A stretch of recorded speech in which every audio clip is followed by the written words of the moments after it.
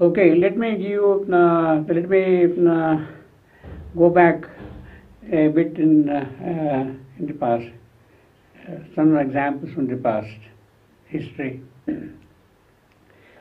We have a few examples already of that kind. You take, for instance, Plato's Academy about 2005 years ago, Aristotle's Coliseum School. We had, of course, Nalanda, we had Takshashila. They were huge university campuses. Maybe 10,000 students studying there and all that kind of a thing. Now, in those days, there were no management schools to run an institution of that kind. But still, there was something which made the institution successful. If you go still farther back in time, in the Upanishadic period or the Vedic period of India, in the Upanishadic period, there are very clear statements. They had huge, big ashrams, and in the Chandogya Upanishad, the disciple goes to the Rishi and he says, "Please give me knowledge. I come here to have the divine knowledge." And what does he do with that? The Rishi picks up 400 lean cows from his stock and tells him, "Take these cows to the forest. And when they become 1,000, then you come to me. Then you will be a proper instrument to receive higher knowledge." That is the kind of stipulation here. Now there are a couple of interesting social aspects, I will say. You can imagine now a rishi who is engrossed in the world of knowledge, immortality and all that thing. He has got 400 lean cows. It means that he must be having a huge stock of cows to pick up 400 lean cows, you see, and hand over to this boy, you see, okay, go and multiply them. Now, it is an organization which is a huge organization. How was he running that organization? And it was a harmonious organization. It produced results. It brought plenty of every kind. It really gave opportunity to the students. Takshashila the same thing, in Nalanda the same thing. It happened like that, you see. Now, that kind of an approach in the past, they didn't have management schools, they didn't have the theories of modern eras, build up this organization, this structure, that kind of a structure. Yet, intuitively they felt something of that kind. We have a very similar sort of description in Savitri also. See, in the book of Law, Satyavan is living in the forest. And he says that I have grown here from my childhood. And by my association with nature, with my surroundings, with animals, with leaves, mountains, the rivers and all the things, I have acquired this knowledge already.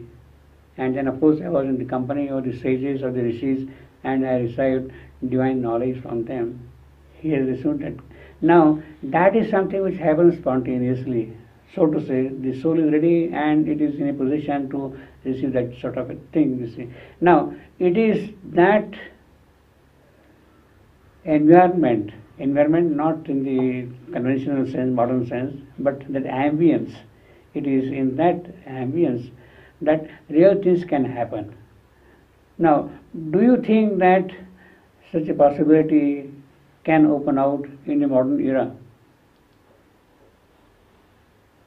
If Savitri has to enter into all our activities like that, it must happen. You must have institutions of that kind.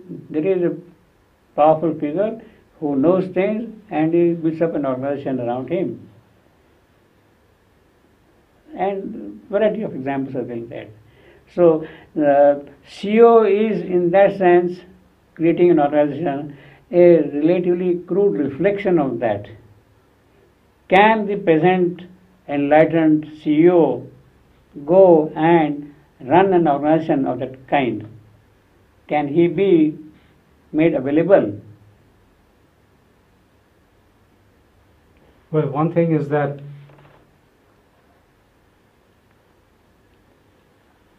I think to the extent that a leader figure or a CEO may be driven, for instance, by some of the common current dynamics that drive organization, they really can't open out to something different. Yes. So it requires almost, I mean, they have to be able to transcend those. Yes. Whether it's the monetary reward. I mean, they can't live for those things. There has to be something different that drives them. I think then it's possible. But if they are trapped, if they're just existing for very common established things of what success is, then there's no scope. There's no scope. I mean, how can there's no hope. There's no hope. How can it be? The hope remains closed, folded, unfulfilled.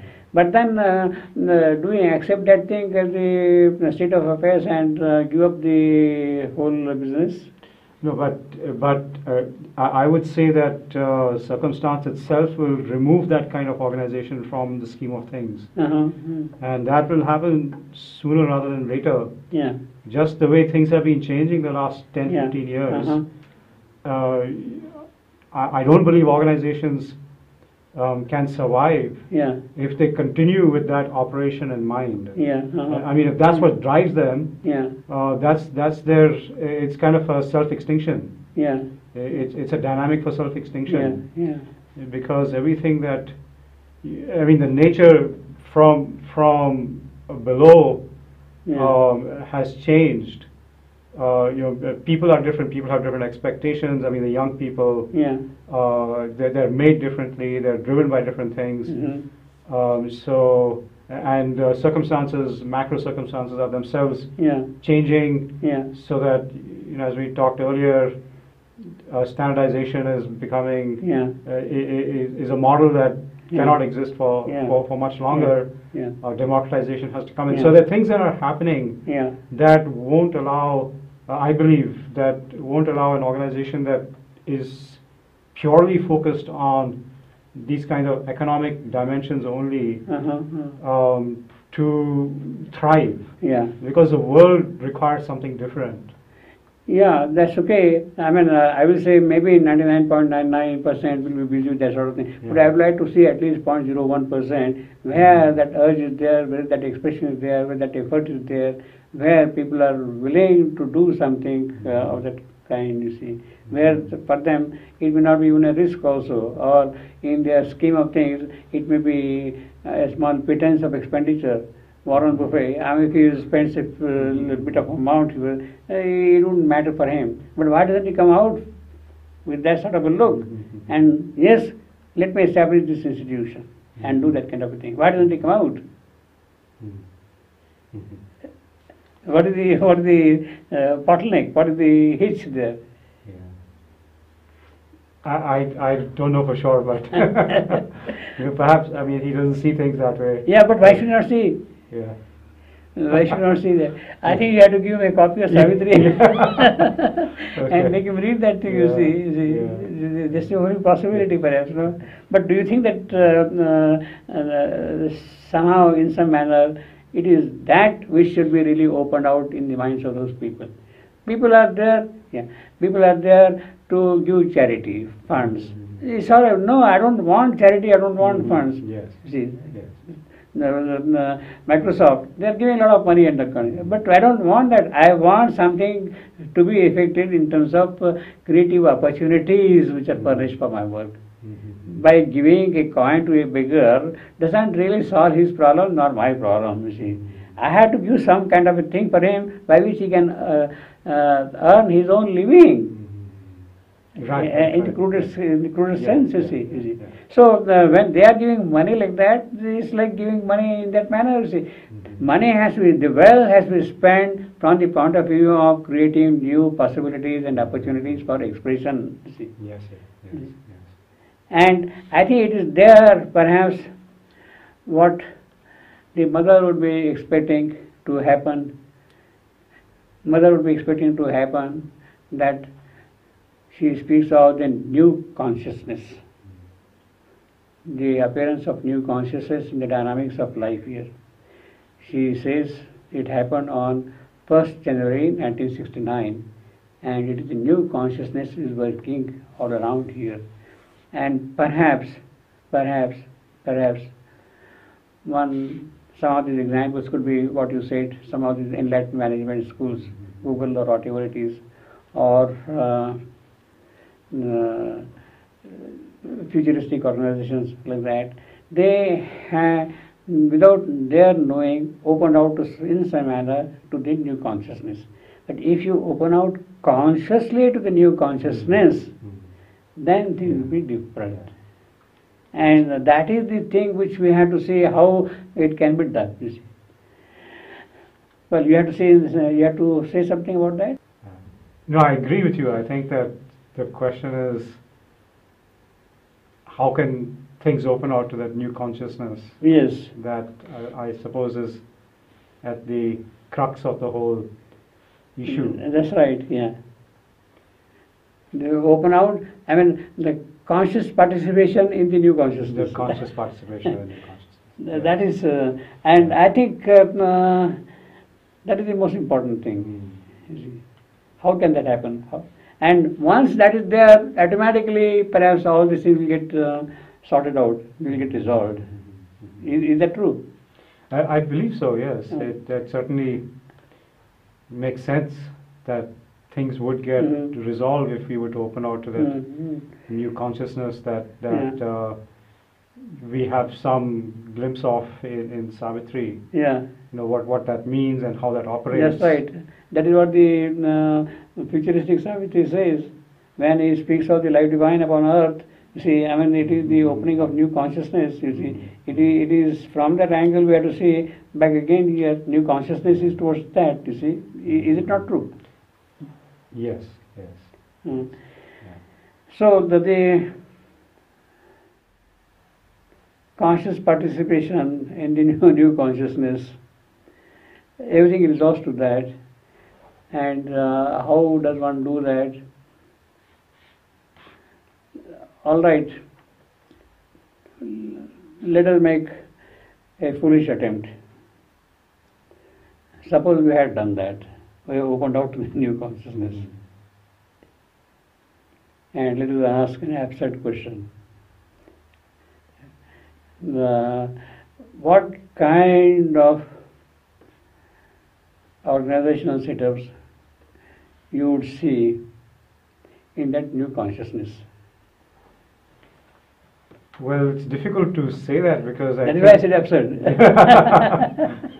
Because it is new. So it's new, and I mean everything would be organic. I presume it would be, things would flower around. Yeah. In different ways around different personalities. Yes. That arise. Yeah. So difficult to really say exactly what that might no, look but still, like. Can you envision it in some manner? So perhaps we have budding personalities that are addressing real opportunities or problems of existence, whatever it might be. So,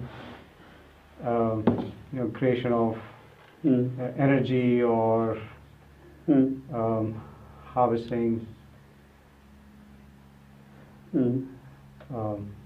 product of some kind. I mean, whatever it may be. But there's organic situations that are created around them. Okay. Yeah. You'd like to add some more points from your notes or your discussions or your reflections? on what we talked? No, I think I kind of covered it. We have directly. Yeah. I don't think so. Let's see. Yeah. I mean, if you look at cantos like the House of Spirit and New Creation, for instance. That may give us some hints on what this new activity might look like. And there are a few lines from there. Each was unique but took all lives as his own, for instance. So, it's not an individualistic kind of endeavor, but it's fully integrated. Even though you're being completely individual, but you're also integrated in with the greater scheme of things. And it's all moving organically toward greater fulfillment. And perhaps there's many different kinds of powers and personalities that flourish and come together. So right now, we understand diversity of personality perhaps in 4 different ways, broadly speaking: knowledge, mutuality, and harmony, courage or adventure, and service. And all 4 of those would certainly be represented in that kind of a creation. And because of that, there's a kind of a very holistic stability that comes into the situation. And there's no notion of, for example, if you look at organizations today, they may exist for at the most 100 years and then they disappear. And I would say they disappear because of the lack of holism in their foundation. They may be focused on only one aspect, like for example, mutuality, harmony, some derived form of that, for instance. But in this future creation, what we're suggesting is that there's a much broader foundation along each of these different dimensions, and therefore stability, holistic and sustainable and progressive stability is created. That keeps building on itself. So just, as you said, it's absurd to think about, but just trying to think about it, that's one picture of that future that comes to mind. Yeah, well, I mean, there are broad revelatory indications of what the futuristic organizations would be. Obviously, in all these cases, it is assumed, it is taken as the basis that the 4 powers which are operating in the cosmic scheme today, wisdom, strength, harmony, perfection, these are the 4 fundamental powers which are operating here. They will not operate separately, but they will operate mutually. Maybe one particular aspect is more prominent than the other in one case, but there is a total mutuality, harmony in all these things. When that is there, then perhaps the first step towards the new organization which would be sort of acceptable to the new consciousness could be taken. Once these 4 aspects are integrated fully in the truer sense, then we have already created a base for going to the higher level of operation in the new consciousness. And perhaps that is what is likely to happen. That is what I think Savitri is directly or indirectly telling us, suggestively, definitely telling us that kind of thing. These 4 powers had to definitely first establish themselves in their fullest capacity and power. Only then the higher power of love, or whatever you want to call it, will come and then operate here, you see. Okay, thank you very much. We had a long session. Thank you again, and come once more. Yeah, thank you. Thank you, Mr. Deshpande.